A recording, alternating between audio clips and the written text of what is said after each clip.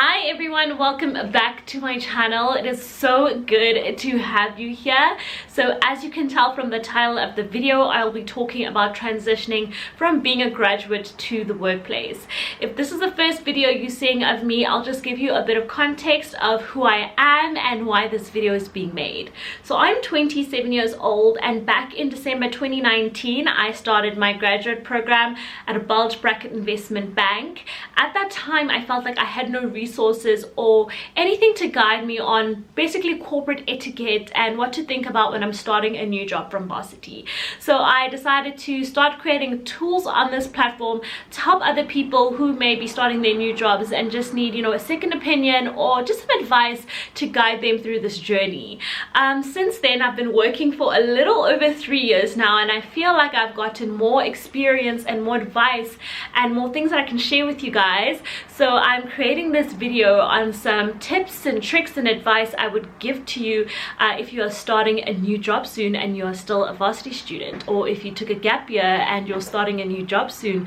So I really hope that you enjoyed this video. I really hope that you can take some pieces of information and you can apply it to your corporate career and just have a fruitful, successful career in corporate. So the first thing I'll be speaking about is actually not to necessarily do with your job, but rather to do with your brand, and that is social media. Before you start your job, I think it would be very smart to not only clean up your social media, whether it be your posts on Facebook, Instagram, or some of your tweets, but then also just choose to private yourself if you sort of don't want colleagues or anyone engaging with you until you get to know them. So definitely just clean that up before you start working, because you don't want to sort of take on, maybe you had a different character, personality, persona in varsity and you just want to start afresh. I think the first place, especially in our generation, would look at is your social media to get an understanding of who you are.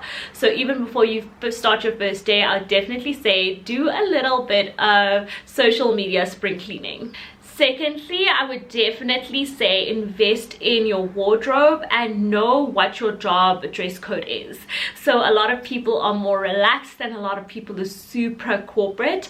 Obviously, you have not received your first paycheck, so you can't really go on a shopping spree.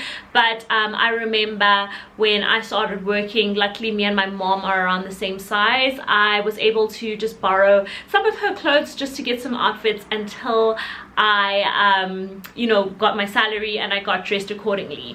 Unfortunately, it's also about your image and the way that you present yourself, and first impressions matter. So just make sure that not only are you ready in terms of having the degrees and being prepared to really go into work, but also just a little bit of your external and your personal image and the personal branding that will come with that. Thirdly, I would definitely say to introduce yourself to the people that will be surrounding you at your new job, and also just get a lay of the land. The quicker you understand how things function at your organization, who people are and what role they play in the business, it will really help you get to know people and meet people and create connections. Another thing that I think it would be really helpful was that to learn people's names and greet them by their names, even if you're new, because it will give them a feeling that you're really serious about this job and you're really serious about being here a long time and you're really serious at putting your best foot forward and getting to know people. So definitely understand how things work. Don't be afraid to ask questions. I feel like in the first 3 to 6 months of having a new job, people do understand that you're there to learn. So just get to know people and understand the lay of the land. Another thing that we may not be taught or we may not understand from university is definitely business etiquette. That goes from, how you write emails in corporate to how you address people formally in corporate, how you communicate, how you deal with conflict.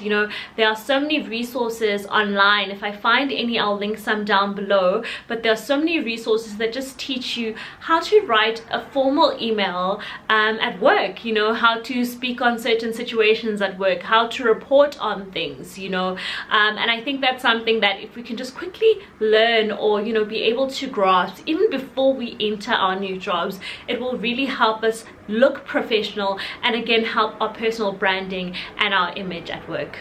My next point is to definitely be a sponge in your first 6 months. People know that you're learning, you're still finding your feet, so this is the time where you can ask any question you want, you know. Obviously smart, calculated questions, although there's nothing like a stupid question when you're new. You know, people can tend to see if you really thought out that question before you asked it. So just be a sponge, take in everything. That's when you really want to learn and absorb as much as you can. Ask as many questions to as many people to make yourself more visible, but you know, definitely don't be shy and don't hold back. The next one is time management. I personally didn't have any problems with this because I'm quite type A and I'm a very timiest person, but I do know that transitioning from, you know, waking up at 10 a.m. for like a 12 p.m. lecture in varsity is a thing, or you know, you might be late for a lecture and it's not the end of the world. But obviously now we have gone into, I guess, the grown-up space where you are responsible to be at work on time, you are responsible to submit things on time, and you're part of a bigger food chain and you're part of a bigger ecosystem that needs everyone to do their job, you know, in a tiniest manner. So I definitely say just learn how to be tiniest, learn your time management. It's absolutely not cute to be late or to hand things in late. It also affects how people perceive you, so definitely work on that. I remember before I started working, because varsity I could wake up at any time, or I could study at any time, and I had a really weird body clock. I literally started trying to create a routine where I'd wake up at 6:30, I'd go to gym, even if I had nothing to do, because this was like practicing in like November for work. I would just try and stay up, and then after that go to sleep at a certain time, just so that I could get my body clock ready for when I started my job. Another thing I would definitely advise to young people that I wish I had done was to find my short-term and my long-term motivators at work. I think you will get a bit of a shock when you start working because it is not what you expected. You'll feel like you won't have your time to yourself, you won't understand what you're doing this for besides money. You'll feel like you put your passions aside for, you know, 9 to 5 and all of that. So I definitely feel that if you have short-term and long-term motivators, they'll be able to help you persevere, even though corporate may not be your exact passion, but it will be leading you to your passion.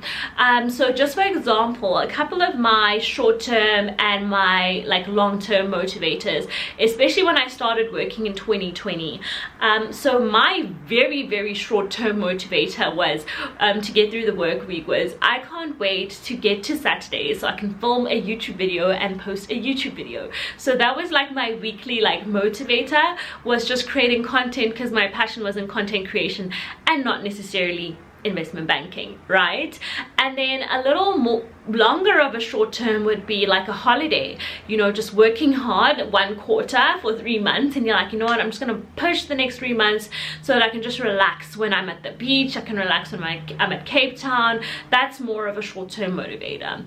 And something that would definitely be, I guess, a longer term motivator, which will keep you going even when you feel like you have no energy or steam in you, would definitely be something like, you know, a milestone like a promotion or purchasing your first car or whatever.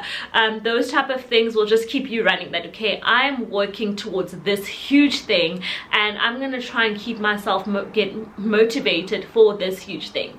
So I think when you are able to just create a mind map and really set out your intentions and your goals, it will make work less mundane and you'll understand what the entire purpose of your journey in corporate is. The next thing I want to mention is that you must understand office politics, but don't involve yourself.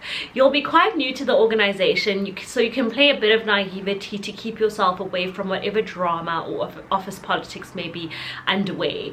In every single organization there is a bit of scuffle and tension there, but I think what's best for you is learn that as a junior you are there for learning, nothing more, nothing less. So don't try to involve yourself in any drama and just focus on your personal growth. Don't gossip, don't speak about people. you know, just speak on fact if you are ever involved in anything, and leave everything else. Yeah. And the last thing I'd like to speak about is your expectations.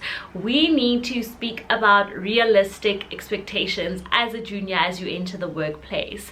Unfortunately, when you did speak to more senior people, when you were interviewing, they told you all these glamorous and sexy stuff that have to do with the role. But when you enter as a graduate or as a junior in entry level, you are doing a lot of the grunt work. You are doing researching that no one else wants to do. You're doing data analysis, data capturing, financial modeling, number crunching, whatever it may be, but you're doing the less glamorous stuff. So I think that when you have that expectation in place, you can, instead of complaining, use it as a motivator to get to the next level of your career where you are no longer doing these very boring, tedious and long tasks. These are the type of tasks that can get you quite sad and depressed and think, you know, what is it that I'm doing? But obviously, I guess that's also why it's great to have short-term and long-term motivators, so that whenever you're in a mindset like that, you can get yourself out. So those are the tips and tricks I would like to give you guys from transitioning from graduate to employee. I would like to tell you guys to also be kind to yourself. This journey is a very long journey. You guys will most likely be working for the next 40 years.